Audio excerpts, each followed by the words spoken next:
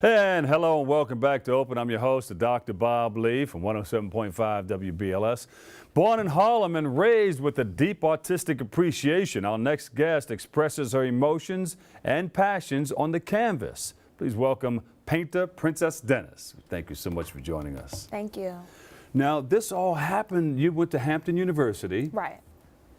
And you went all through all the courses that you were supposed to take, and you found that you needed one more class, an elective. Right.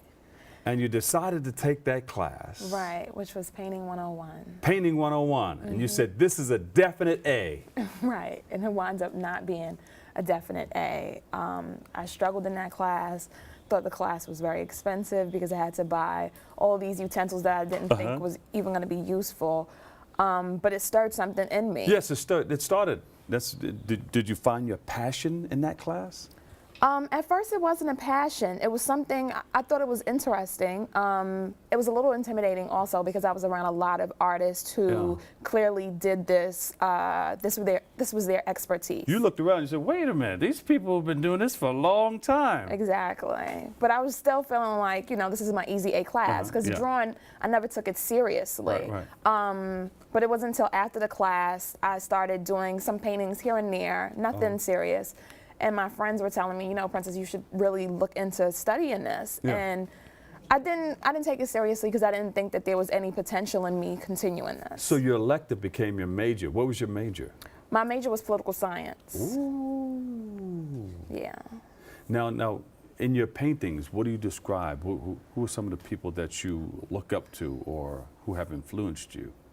Well, right now, when I first started, my influence were women of color that I saw every day on the street.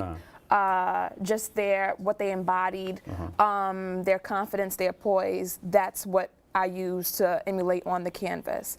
When I started looking up different artists, one artist that stuck out to me was Micheline Thomas. She's a Brooklyn-based artist, and she has been doing this for some time, and she's really well-renowned known in her artistry. And I liked her type of artwork too because she uses mixed media. Yeah. She doesn't just stick to paintings with canvas. Did you ever try to reach out to her? I did not. And say, hey, you know, you got somebody looking up to you. I want to do what you do. I did not, but I should. I mean, that's a definite thought because I really like her work, and she's been featured in Essence magazine, which is one day what I hope to be too. Yeah, I'm sure she'll, you know, take you in and say, hey, let me show you a few things, you know. No, that's a good thought. Yeah, I definitely will reach out to her. So how has New York embraced you and inspired you to continue your career as an artist? Well, I've been doing this for a year and a couple of months now, and I've been featured in various galleries, one notably the Soho 20 Gallery in Chelsea, and my artwork was up for a month. Whoa. Yeah. So you're moving fast. Yes, I am, which makes me feel and know that this is something I'm supposed to be doing. I'm very confident in it now. So tell us about the pieces, I Am She and Black Beauty. Well, Black Beauty is my first piece on my website. I actually brought my portfolio here today. And so pretty much Black Beauty embraces women of color. She doesn't have a face. She is... she has a fro, she has a flower. She's all about beauty and bringing that relevance because a lot of times when I look at artwork, there isn't a lot of women of color being represented. And my artwork is meant to represent women of color and just bring the relevance within art. So you have a number of pieces in there. Yes, I have a number of pieces and they all have different titles, they all have different stories. They embody me and what I've gone through because I used my art at first as therapy, I used it as therapy and now it's just becoming something that is clearly my purpose, which is kind of uncomfortable. Yes. But I'm living it. Art as therapy. What do you mean? Well, it started out as something, I went through an issue with a friend of mine and pretty much I used my artwork as a way to express my emotions. And just because a lot of times too, women, we lack certain self-esteem. And the artwork helped me embody that and bring that self-esteem in me, also within others as well. And each piece tells a story of a woman, regardless of what struggle she had, she always came out of it poised and dignified. So women are resilient. Exactly. And it shows through your artwork. Yes, exactly. All right. And that's how you started Ebony Eyes Artistry? Yes. But I recently changed the name due to some confusion with Ebony magazine. So okay. now they gave you a call and said, hey. Yes, they did. Yes, they did.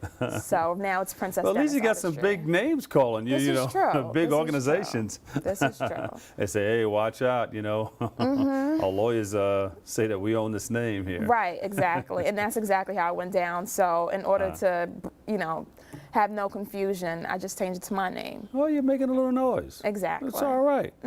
Tell us about your upcoming gallery exhibitions. Well, the latest one was with Soho 20 Gallery, and that was a juried exhibition where 200 applicants applied, and me as well as 9 others were accepted at this gallery. And it's been up for a month, and that's my longest running thus far. Wow, okay. So you're looking to take this to the next level. Yes, I'm actually looking to branch off also into fashion design. Oh, look at you.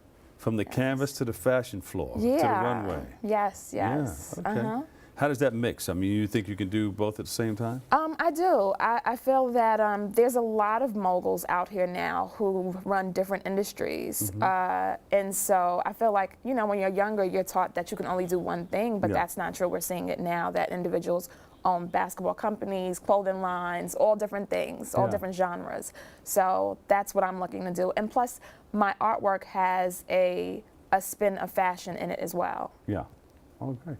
Who are some of the people that you look up to, who you can give thanks to, who helped you capture your dreams, so to speak?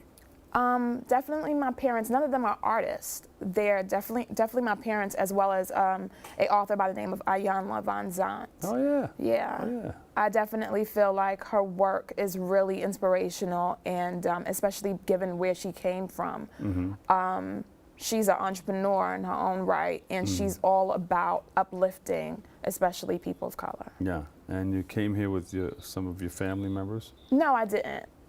Who are some of the friends that came down with you? Miss Carolyn Smith. She introduced me to this show. There you go. Yes. Carol. Well, you give thanks to her. Definitely.